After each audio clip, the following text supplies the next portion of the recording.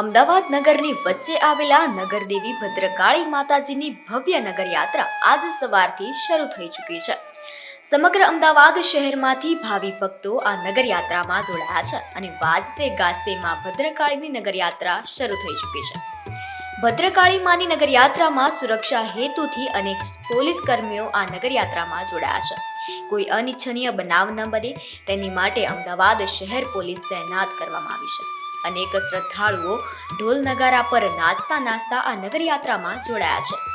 આ નગરયાત્રા માટે રથ પર નગરદેવી માં ભદ્રકાળીની પાદુકાની પધરામણી કરવામાં આવશે અને મહારાજ દ્વારા 3 દરવાજા ખાતે દીવા આરતી કરવામાં આવશે. આ નગરયાત્રાનો રૂટ છે બાબા માણેકનાથના વંશજો દ્વારા બાબા માણેકનાથ મંદિર માણેક ચોક ખાતે માં ભદ્રકાળીની પાદુકાની આરતી કરવામાં આવશે.